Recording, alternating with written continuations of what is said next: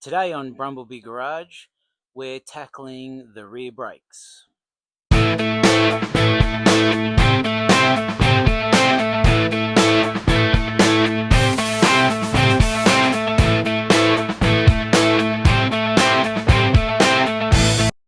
Right, so here's our little rear drums, get it right. What I've done, I've jacked up the car obviously with my homemade stands. They're awesome, except now that I've lifted the car, it's not high enough. Anyway, before I lifted it, put it in gear, park brake on, and I cracked these 37mm nuts off while it was sitting on the ground. Even then, it was moving the whole car, and they went off like a damn gunshot. Crack that whip. And not only that, I used my normal sort of 80cm piece of pipe, which is over up here. I'll show you. So I used this piece of pipe over by my fan, this one, and it's about as long as my arm, give or take. Wasn't long enough. I had to get the big 6-footer, get him, stick him on the breaker bar, crack. So definitely do that while the car is sitting on the ground, because you're going to get no love trying to get those nuts off.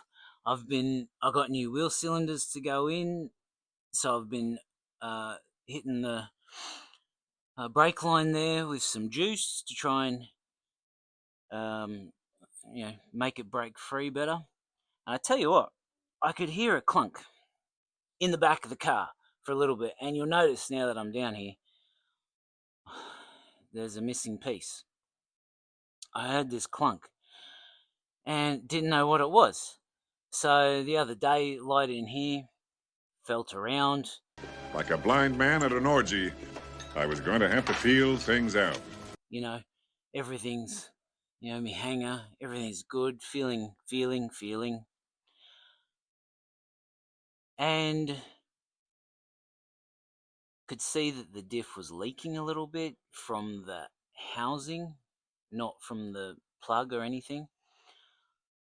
So I was looking at the diff, and then I moved the CVs, and my word, I think I found what the knock was, but I won't be 100% sure until I put everything completely back together.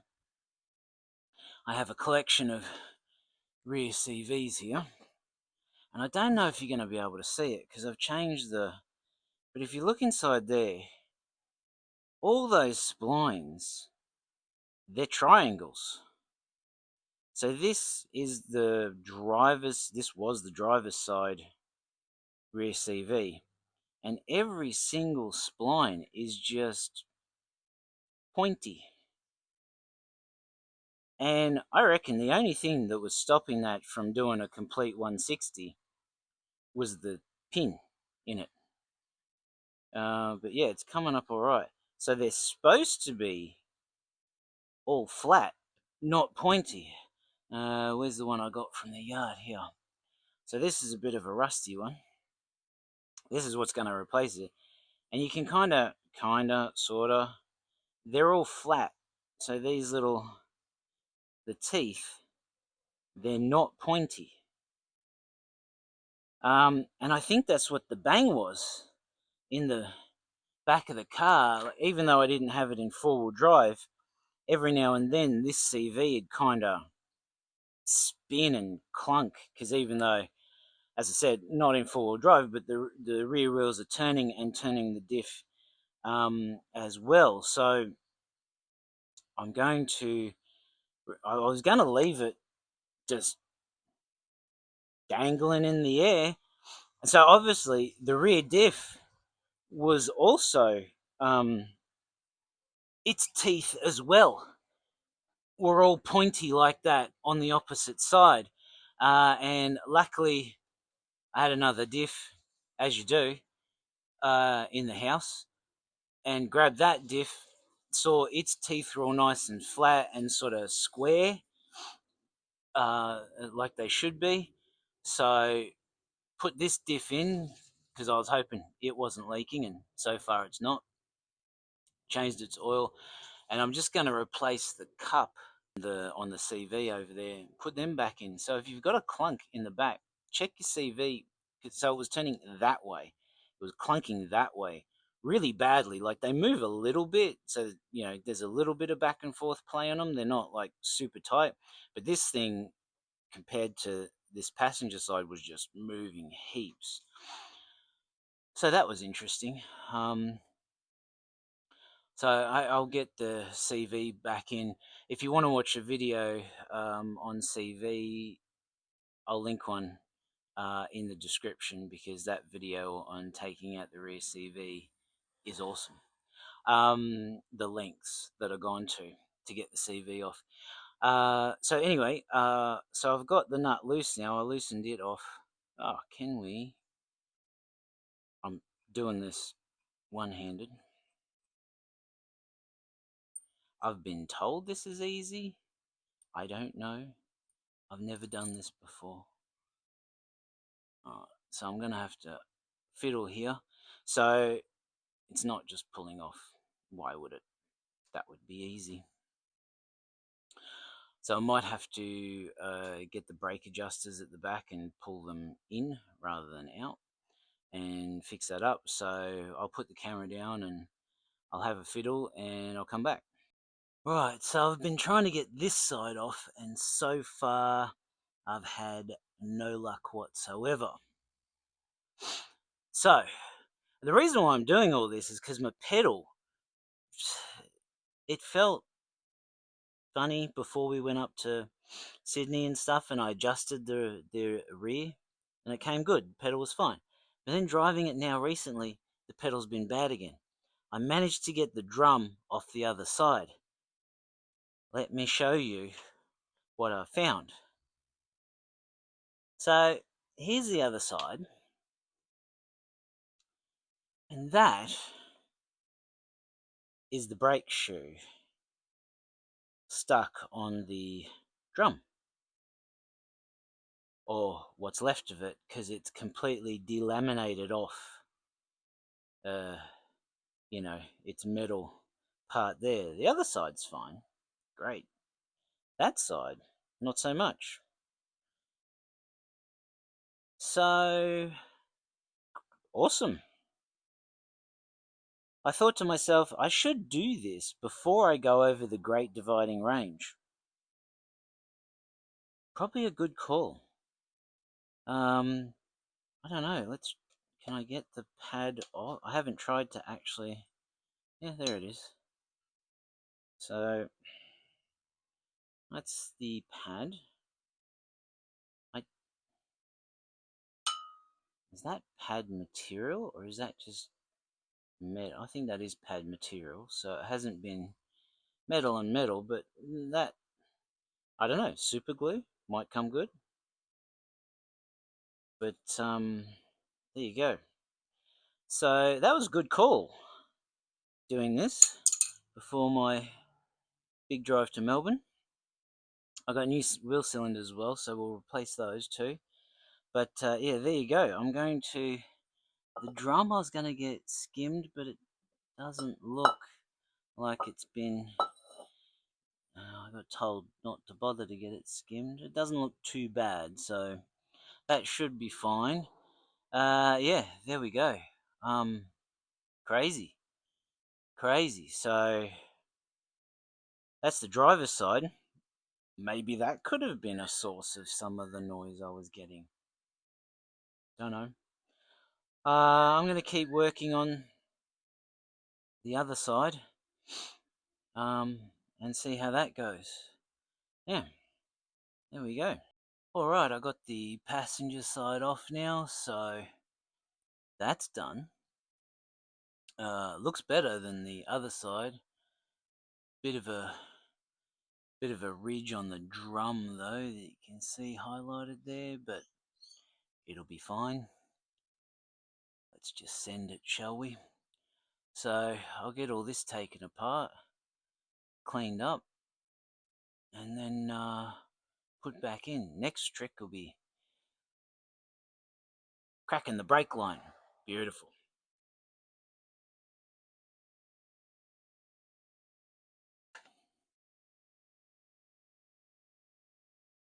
Right, so I've got the old brake shoes and hardware and everything off. Beautiful day today. Not really. Anyway, so all the new, everything old's off. So I've got I'll clean that up a bit more in there, I think. Some more gunk out. Yeah, that's all done. So this is all your hardware here. It's pretty straightforward, really, for a drum brake. There's just 2 pins that come in through the back, like through this hole here. The one comes in through that hole and one comes in through that hole. And then they clip on with these little clamperoonies here. And then at the bottom, you've got a bigger spring. And then at the top, you've got a smaller spring. And then, of course, at the very top, you've got your old manky wheel cylinder, which I've got a brand new one. So, looks like everything should fit, which is always a bonus. So, I'll get all of this in, belted up, and done. And, geez, I'm glad I did that before I left for Melbourne next week with that shoe pad coming off the shoe. These pads look like they're on. They're not coming off. Yeah, so anyway, I'll clean a few other things up and get it all sorted. So there we go. That's the brakes all put back together. Nice new shoes. I just gravity bled this side while I was doing the other side. Much better than the old stuff that was on there. You know, all cleaned up. This didn't look inside the the wheel cylinders to see. The other side was a bit crusty. This one doesn't look too bad, but of course the biggest issue was my wayward pad. So that's done, fixed. Oh, there we go, popped all the way out there. Yeah, I mean these weren't leaking, but doing that, so I'm going to replace them anyway, aren't I? You know, good insurance. Who knows how long they've been sitting there. These look good. Said I just cracked the bleeder and just gravity bled this because the whole system's bled apart from the cylinder, so you only got to get fluid in that bit. I'll still, once I get it all, the wheel on, down on the ground, I'll do a couple of pumps and get the boss in the car and do a couple of pumps and try and push some more air out, but it should be okay. So yeah, there you go. That's your rear brakes done on a Brumby or a Brat if it's still got the OG rear drum brakes in it. Alright everyone, have a good one and catch you around. Well, just as you get everything back together, the first thing you want to do is pull everything back apart again. What I didn't do, what I shouldn't have done, what you should do, is take off the adjuster here, clean it, so my new shoes weren't going in enough. I couldn't get the drum back on. So I had this bolted out as far as I can. I'll show you at the back. So 2 screws and an adjuster. Where is it? There it is. So 2 nuts there. So you undo those. I had to give it a little tap tap, bit of persuasion to get it to come out. But I had this back as far as I could go, and it was not cinching in far enough. Now it's all the way in. So I took this out, wire brushed the little pistons, and they're coming right in inside now, which is good. I put a little dab of copper grease in there just to keep them lubricated. So I'm going to have to do that to the other side, take it all apart again, because, getting these springs on is real easy. They're a piece of cake. So that's as far. So you can see on this one, that's as far as I can get the pins back in, and not all the way. Oops, not all the way. So I'm gonna have to take this one off, clean this up, and yeah, have another look at that. This is full of junk in here too. So I should have taken those off and cleaned those before putting everything on. So I'll get this one out. I already cleaned up that one. I'll get this one out and I'll give you a look at it all taken apart. Right, so here we go. Here's the brake adjuster all dismantled. Got this out. Again, had to give it a few tap taps because it was all stuck in, but that's fine. I've cleaned everything up now. These, I had to get a socket extension come through. Well, first what I did is I hammered them in. I had to hammer them in. I couldn't push them in.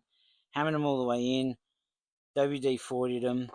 Got the big screwdriver and, levered them out again, and then hammered them back in, levered them out, hammered it back in, back and forth, back and forth.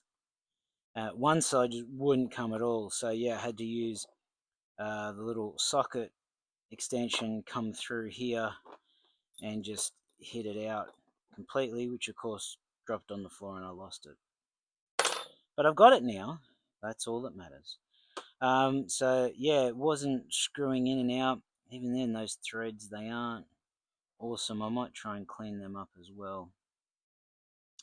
But I cleaned everything else up on the death wheel. I put some copper grease on this, copper grease on in the holes here so these slide, and then it can all go back together. So yeah, that's your little adjustment. I thought, I don't know why I thought it, but I thought it was an automatic adjuster on these cars. As the pads wore, it clicked out further, but it's not. It's all manual. So yeah, there you go. Not much of a picture here, just of a spinning hub, because the hub's on. As soon as I clean the 2 adjusters up, I could squeeze them right back to as low as they could be, and then we're done. The drums went straight on. So I just got to put the nut back on, get my CVs back on, I think, and then obviously I'll have to drop it on the ground to do that nut up, because that's got to be done up with an inch of my life. So I'll do that on the ground, and obviously I've got to adjust this rear brake because it's all the way in. So I'll have to get it out, but I'll do that with the wheel on. So it's got a little bit of weight there rather than just me trying to turn it like that. So there you go. Rear brake's all done. Pretty easy actually. Not too much to it. Trick I found with getting the springs back on. I was monkeying around for ages trying to hook them in with a needle nose pliers, and in the end you just put one of the pads on. Don't clip the other one down with that little U-shaped clip. Put your two springs on, and then just click it in, and that's it. It goes in 2 seconds. The things you learn once you figure stuff out, So yeah, there we go, all sorted. Check your rear brakes, people, because you don't know, you could have a floating brake pad as well. You can't see them, And when you get your inspections and stuff, they're not taking this off and looking, I bet. So check them and stay safe. See you around.